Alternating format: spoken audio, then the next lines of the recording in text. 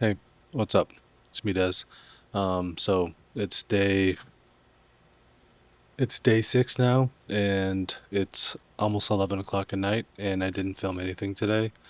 It's just been a really busy day, just me and Lena hanging out. So today, just I took Lena to her gymnastics class today, and then we went into town to get groceries and um, what else did we do?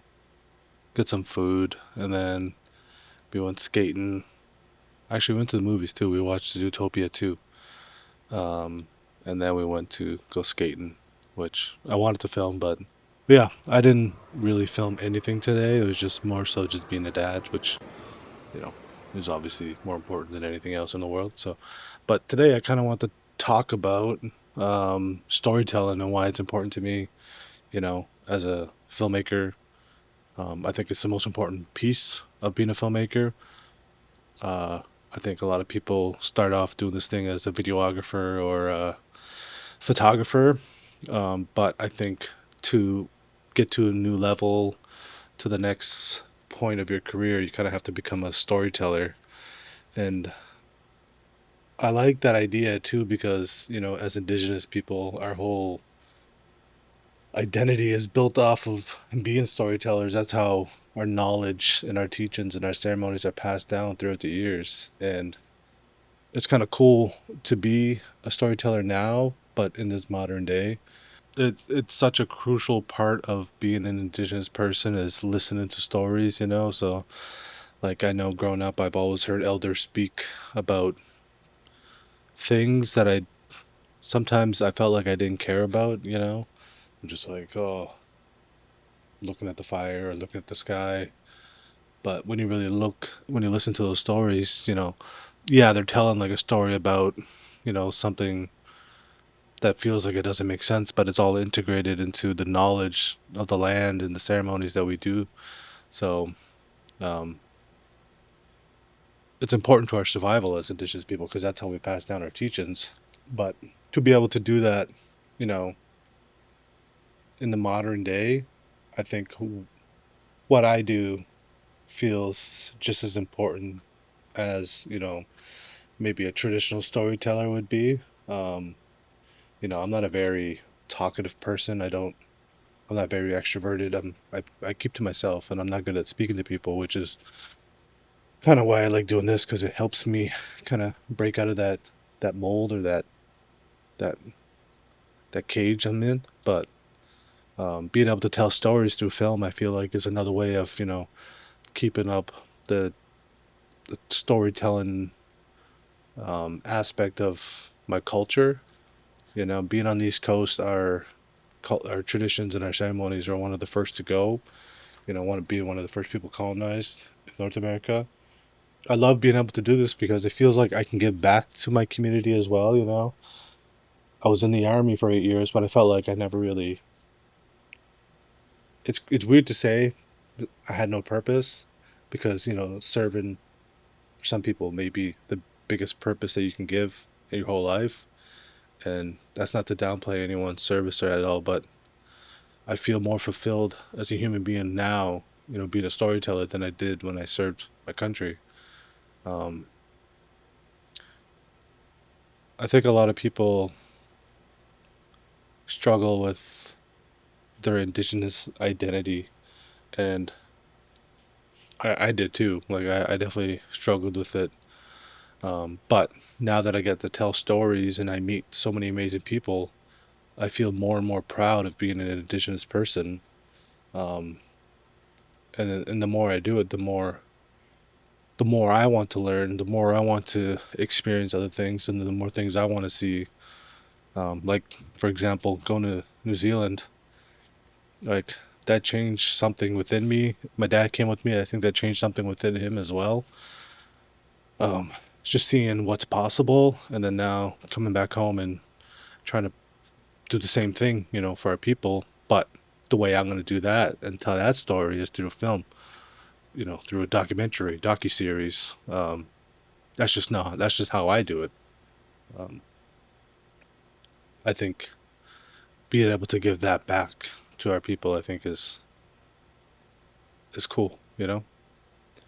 One thing that I want to like I really want to put an effort into on the channel as well is like I did them really early on. That's how I met Nate, is like these little micro docs.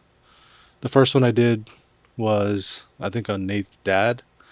He's a carver. You can go on the channel, you'll see it, it's all there. And then I think the second one I did was on Nate himself, called the Videographer, and then I did one on my brother, and then I did one on my dad, but that became like its own thing because I felt like, the story that he was telling is super important. And I feel like there's so much more, especially with my brother, like his story is quite amazing. Like from that little film, if you go watch it on the channel, like he ended up in the hospital after surgeries and then, um, you know, kind of fell back into addiction again. And like there's a whole journey there that I feel like needs to be told, like I like these addiction stories and these like I'm just happy that I have my brother again. Like I think seeing him for so long struggle with his addiction, and then like seeing him now being sober and has his own job, and he's like I'm just proud of him. Like it's crazy to see him now, but I feel like the fact that I'm so proud of him, I think if I made a short film, another documentary, and put with the things I've learned now and the knowledge that I have and the experience that I gained, I could make another one that's really good and just keep, you know, doing that. Like I did film a little bit with him, but talking about that, like I find being a storyteller and storytelling can be healing. I remember when I made that film about my brother, I shared it, and people from my community, like they obviously connected with it because a lot of the people that live there are going through the same struggles. And being able to show a story of what's possible, especially with someone from your own community, I feel like people can really connect with that and heal from that and find strength within themselves to maybe get out of their own addiction. Like we're all human, we all have our struggles, and we're always going to have something. But to come out of addiction from you know hard drugs can be a really really tough one, and to show that through film is healing, I think. The other video I made about, I think I was shoveling the snow. I think it was day 4 or 5. I was talking to Tegan about making a short film, and we had a good chat about how we're kind of misrepresented. And it's not that we're misrepresented, is that like Tegan grew up speaking the language. He's one of, it's crazy to say now, but he's one of the youngest fluent speakers in my community, and he's in his 20s. But it'd be cool, to hear the language spoken the way we hear it, and then just make up a cool story and put it on the reserve. Like, I'm biased. I think, my community, Elsipogtog, is one of the most beautiful places in the world. Obviously, it's not BC with mountains and stuff, but to me, like, I love it. Like, our community is on the Rushabaktu River, which connects to the ocean into the strait.